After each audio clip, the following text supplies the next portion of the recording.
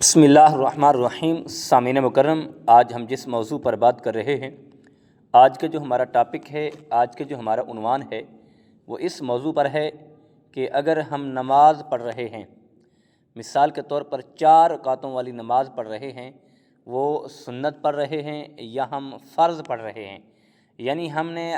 ظہر کے 4 فرض پڑھنے تھے یا ہم نے 4 سنتیں پڑھنی تھی۔ مثال کے طور پر ہم بات کر لیتے ہیں سنتوں پر، ہم 4 سنتیں پڑھ رہے تھے کیونکہ یہ سنت مؤکدہ ہیں۔ اگر ہم سنتیں پڑھ رہے تھے تو اس میں 2 رکعتیں پڑھ کر جب ہم نے اتحیات پر بیٹھنا ہے، اب اتحیات پڑھنے کے بعد جب ہم نے تیسری رکعت کے لیے کھڑا ہونا ہے، تو اگر ہم اتحیات پڑھنے کی بجائے آگے درود پاک پڑھ لیں یا دعا پڑھ لیں یا درود پاک آدھا پڑھ لیں، تو گویا کیا ہم اس کے بعد کیا کریں کہ ہماری نماز تیسری رکعت کے لیے کھڑے ہو جائیں تو نماز ہوگی یا ہمیں سجدہ صاف کرنا پڑے گا یا ہماری نماز نہیں ہوگی۔ آج اس موضوع پر آپ کو آگاہ کرنے جا رہے ہیں، آپ کو بتانے جا رہے ہیں انشاءاللہ العزیز۔ اگر آپ سنیں گے، آپ اس کو صدقہ جاریہ سمجھ کر دوسرے دوستوں تک یہ پیغام پہنچائیں گے، دوسرے دوستوں کو سنائیں گے، تو یقیناً جو بھی اس پر عمل کرے گا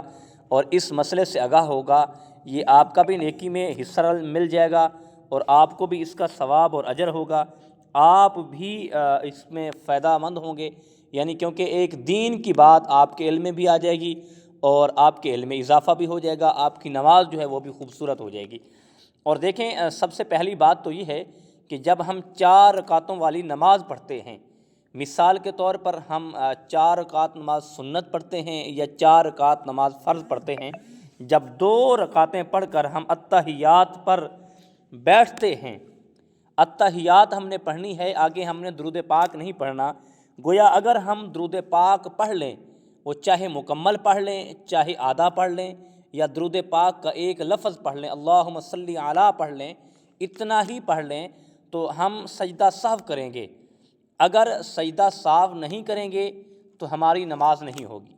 کیونکہ یہ سجدہ سہو اس لیے لازم کر دیا گیا ہے کہ یہاں بھول کر نماز نہیں پڑھی جاتی کہ اللہ کے محبوب کی ذات کا پر درود پاک ہم نے پڑھنا ہے تو ہم نے بھول کر نہیں پڑھنا،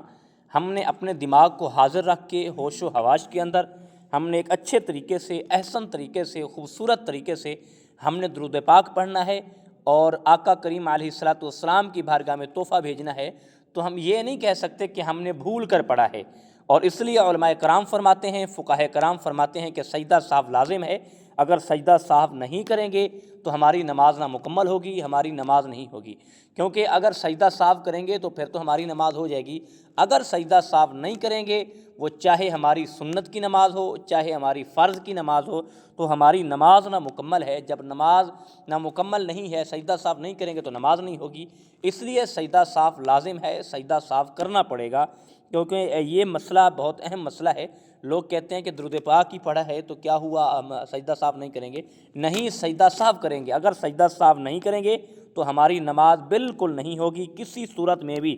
چاہے ہم جس چیز سے مسئلہ پوچھیں تو پوچھیں جہاں سے، لیکن یاد رکھیں کہ ہماری وہ نماز نہیں ہوگی۔ اگر ہم نماز خوبصورت پڑھنا چاہتے ہیں، ہم احسن طریقے سے، اچھے طریقے سے، خوبصورت کر کے اپنی نماز پڑھنا چاہتے ہیں، تو یقیناً یاد رکھیں کہ آقا کی ذات پر بھول کر درود پاک نہیں پڑھا جاتا، بلکہ ہوش و حواس کے اندر دماغ کو حاضر رکھ کے پڑھا جاتا ہے۔ تو اللہ پاک ہمیں دین سمجھنے کی اور آقا کی ذات پر درود پاک کثرت کے ساتھ پڑھنے کی توفیق عطا فرمائے۔ وما توفیقی الا باللہ العلی العظیم۔